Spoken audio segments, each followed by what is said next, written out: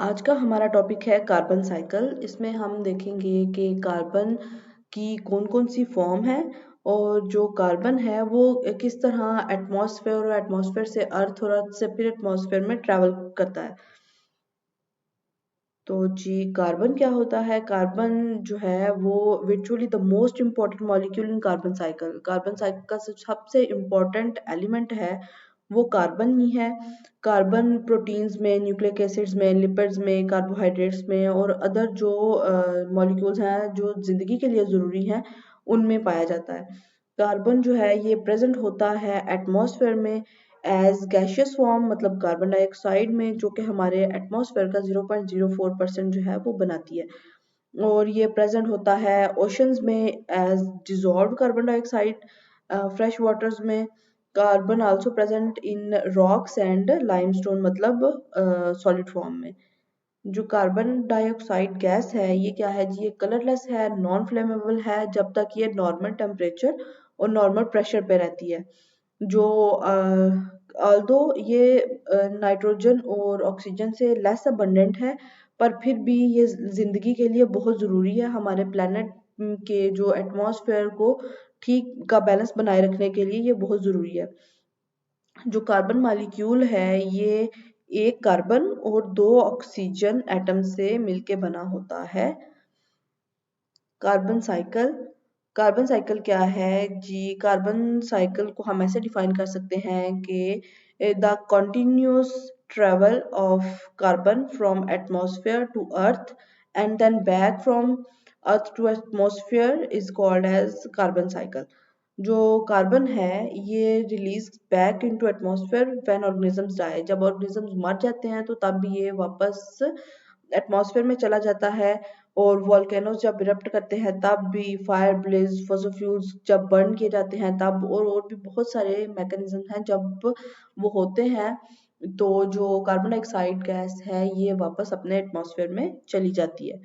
जो carbon cycle है इसके हमारे पास कुछ स्टेप्स हैं, जिन स्टेप्स में सबसे पहला स्टेप फोटोसिंथेसिस का आता है। फोटोसिंथेसिस वो प्रोसेस है जिसमें प्लांट्स जो है वो सनलाइट अब्जॉर्ब करते हैं और उसको जो यूज करते हुए अपनी जो ग्लूकोज है वो बनाते हैं। प्लांट क्या करते हैं? एब्जॉर्ब्स कार्बन डाइऑक्साइड और सनलाइट। सनलाइट को भी लेते हैं, कार्बन डाइऑक्साइड को भी लेते हैं और इन दोनों को मिला के ग्लूकोज या शुगर्स जो हैं उनके लिए जो ज़रूरी होती हैं वो बना लेते हैं। और अपने स्ट्रक्चर्स को बनाने के लिए, उनकी मेंटेनेंस के लिए उनको कार्बन डाइऑक्साइड गैस की फोटोसिंथेसिस के प्रोसेस के लिए बहुत ज़रूरी होते हैं। ये जो प्रोसेस है फोटोसिंथेसिस का, ये कह लें कि कार्बन साइकिल की जो बेस है वो है, फाउंडेशन बनाता है। सारे के सारे नेक्स्ट जितने भी प्रोसेस हैं ये उनमें कार्बन डाइऑक्साइड जो है वो वापस एटमॉस्फेयर में जा रही है। ये वो वन स्टेप है जिसमें कार्बन डाइऑक्साइड गैस ट्रैप हो रही है। तो दूसरा हमारे पास स्टेप ये है डिकम्पोजिशन का। डिकम्पोजिशन का मतलब ये है कि जब कोई भी ऑर्गेनिज्म जो है वो मर जाता है, वो एनिमल है या वो प्लांट है, तो उसको डिकम्पोज के जो पार्ट्स हैं वो डिकम्पोज होते हैं। डिकम्पोज होने की शक्ल में जो कार्बन डाइऑक्साइड है वो वापस अपने एटमॉस्फेयर में जाने शुरू कर देती है। और जब एटमॉस्फेयर में जाती है तो प्लांट्स जो है उसको सनलाइट के साथ साथ कार्बन डाइऑक्साइड गैस को भी लेते हैं और यूज करते हैं for the production of their fuel, मतलब शुगर्स एंड ग्लूकोज। और जब प्लांट मरते हैं तो तब भी ऐसा ही कुछ फिनोमेना होता है। तो after death decomposition releases carbon into air, soil and water. जो थर्ड है हमारे पास पार्शली डिकम्पोज प्लांट्स रिमेन्स। इसमें इसका ये मतलब है कि जब प्लांट्स जो हैं वो डिकम्पोज हो जाते हैं तो कुछ उनके जो पार्ट्स हैं वो बच जाते हैं, कुछ कुछ। तो फिर क्या होता है जब मिलियंस ऑफ ईयर्स गुजरने के बाद वो जो कुछ बॉडीज रह जाती हैं वो हमारे पास आती हैं फॉसल फ्यूल्स की शक्ल में। फॉसल्स की शक्ल में वो प्लांट रह जाते हैं, उनकी लेयरिंग स्टार्ट हो जाती है। वक्त गुजरने के साथ साथ वो एक कॉम्पैक्ट फॉर्म बन जाता है जो कि जब निकलते हैं डिफरेंट प्रोसेसेस के थ्रू तो उसकी उनकी स्टडी की जाती है कितने साल पुराने हैं। वो हमें टाइम वगैरह के बारे में बताते हैं, उन उस वक्त में पाए जाने वाले पौधों के बारे में, जानवरों के बारे में करेक्टरिस्टिक्स हमें देते हैं। और समटाइम्स इनको फॉसल फ्यूल्स के तौर पे भी इस्तेमाल किया जाता है।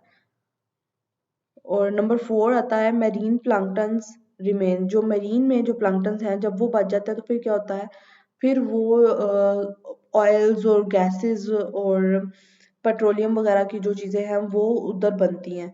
कैसे? The oils of unicellular marine organisms probably give rise to the underground deposits of oil. जो जितने भी अंडरग्राउंड ऑयल डिपॉजिट्स हैं उनको बनाने के लिए ये यूज होते हैं। मेरीन प्लैंक्टन्स के जो रिमेन्स हैं बच जाते हैं, मिलियंस ऑफ ईयर्स गुजरते हैं, डिफरेंट प्रोसेसेस होते हैं, तो ये जो ऑयल्स हैं, जो पेट्रोलियम है वो बनती है उधर। Coal, oil and natural gas called fossil fuels because they form from the remains of ancient organisms. Fossil fuels are non-renewable sources, इनको हम renew नहीं कर सकते। Earth has finite और limited supply of that resources. पांचवा जो step है वो हमारे पास आता है कंबस्चन का। कंबस्चन वो प्रोसेस है जिसमें किसी भी ऑर्गेनिक मटेरियल को यूज करते हुए ऑक्सीजन की प्रेजेंस में होता है, और उसका जो प्रोडक्ट है वो हमें मिलता है in the form of carbon dioxide, water and energy. और जो ऑर्गेनिक मटेरियल है वो फॉसल फ्यूल कोई भी हो सकता है, नेचुरल गैस हो सकती है, ऑयल हो सकता है, या कोयला हो सकता है। जो 6 है उसमें burial and compaction to form rocks, मतलब पत्थर वगैरह कैसे बनते हैं, या लाइमस्टोन की जो डिपॉजिट्स हैं वो हम कैसे बनते हैं। क्या होता है कि जी कार्बन जो है वो मिलियंस ऑफ ईयर्स के लिए स्टोर होनी शुरू कर देती है। जैसे शेल्स हैं, कुछ शेल्ड एनिमल्स हैं, जब वो मरते हैं तो उनके जो शेल्स हैं वो ओशन फ्लोर पे इकट्ठे होने शुरू हो जाते हैं। जब वो इकट्ठे होते हैं और जो फ्लोर कवरिंग है उसको कवर करना शुरू कर देते हैं, and the sediments cover them forming cemented together to form limestone deposits. Number 7, erosion of limestone to form dissolved carbon dioxide. इसमें क्या होता है कि जो वो जो सीमेंटेड लेयर बनी थी एक लाइमस्टोन की, उसकी वेदरिंग स्टार्ट हो जाती है। मतलब कि उसके ऊपर वाली जो लेयर है वो किसी ना किसी तरीके से उतरना शुरू हो जाती है, थोड़ी थोड़ी थोड़ी थोड़ी। तो जब वो उतरती है तो वो वाटर के साथ डिसॉल्व होना शुरू हो जाती है, और इस तरह जो कार्बन डाइऑक्साइड है वो वापस अपने एटमॉस्फेयर में जाना शुरू कर देती है। अब इम्पोर्टेंस के कार्बन डाइऑक्साइड जो है या कार्बन साइकिल जो है ये क्यों ज़रूरी है, ये क्या है जी, ये वाइटल है टू लाइफ ऑन अर्थ। ये ज़िंदगी की जो मेंटेनेंस है अर्थ पे उसके लिए बहुत ज़रूरी होता है। ये अलो करता है ज़िंदगी को कि वो मेंटेन रहे अर्थ पे। साइंटिस्ट जो हैं वो बिलीव करते हैं कि ह्यूमन एक्टिविटीज़ ने, मतलब फॉसल फ्यूल्स की जो बर्निंग है उसने इसका जो बैलेंस है उसको ख़राब कर दिया है, अपसेट कर दिया है, कि ये जो बगैर ज़रूरत के और ज़रूरत से ज़्यादा फॉसल फ्यूल्स को जलाते हैं, जिसकी वजह से हमारा जो क्लाइमेट है वो चेंज हो रहा है।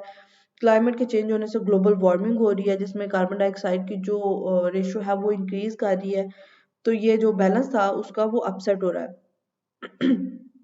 कार्बन साइकिल जो है ये इम्पॉर्टेंट है in ecosystems because it moves carbon, a life sustaining element, from the atmosphere and ocean into organisms and back again to the atmospheric and oceans।